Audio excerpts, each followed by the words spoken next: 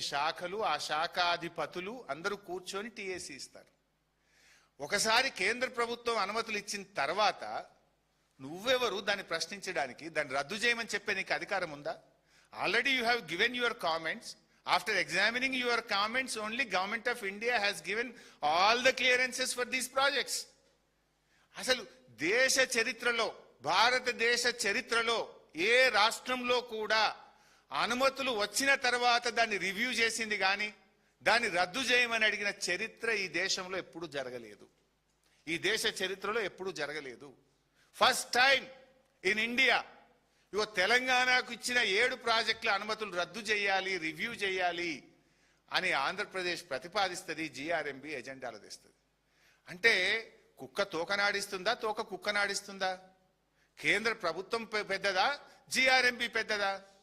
How GRMB will put it in to the agenda? How dare they have?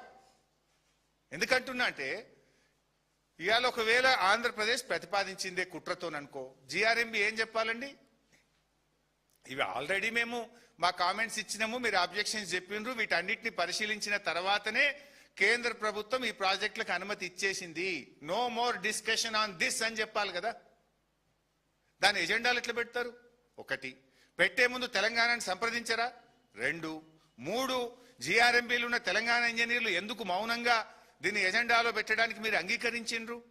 అంటే రేవంత్ రెడ్డి పరోక్షంగా దీన్ని ఒప్పుకున్నాడా?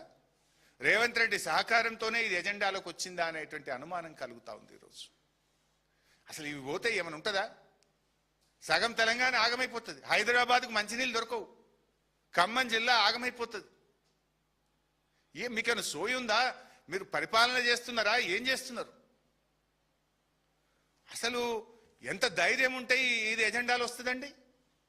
గుండె రగిలిపోతుంది ఒక ఉద్యమకారుడిగా. ఇలా తెలంగాణలో ఉన్న ఏ ఉద్యమకారుడైనా సరే, తెలంగాణ పౌరుషం ఉన్న ఏ వ్యక్తికైనా కూడా ఇలా ఆవేశం వస్తుంది ఈ ఎజెండా చూస్తూ ఉంటే. మీరు ఏం చేస్తున్నారు అసలు?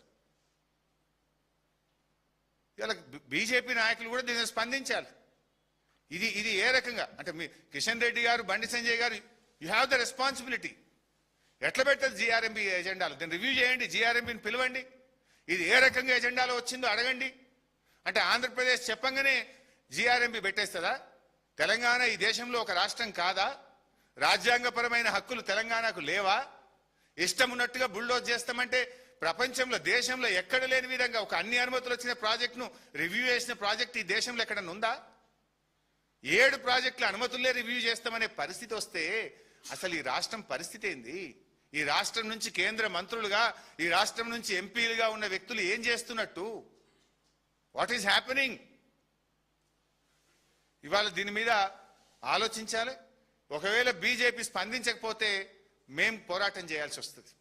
ఇవాళ మీరు కూడా చంద్రబాబుకు భయపడి కేంద్ర మంత్రులు, బీజేపీ మరి పెదవులు మూసుకుంటారా, తెలంగాణ ప్రయోజనాలు కాపాడతారా కూడా ఇవాళ బీజేపీ కూడా తేల్చుకోవాల్సినటువంటి అవసరం ఉంది. ఎందుకంటే ఇక్కడ బాధ కలిగేది ఏంటంటే కాంగ్రెస్ గురించి అందరికీ అర్థమైపోయింది. మీరు కొత్త అనుమతులు ఒక్కటి తేలేదు, 3 ఏళ్లలో ఒక్క టీఎంసీకి తెచ్చింది లేదు. వార్దా ప్రాజెక్టు డిపిఆర్ వాపస్, సమ్మక్క సాగర్ డిపిఆర్ వాపస్, అడిషనల్ 1 టీఎంసీ కాళేశ్వరం డిపిఆర్ వాపస్, పాలమూరు రంగారెడ్డి డిపిఆర్ వాపస్. డిపిఆర్లు వెనక్కు తెచ్చుడు తప్ప మీరు ఒక్కటని అనుమతి తెచ్చింది లేదు.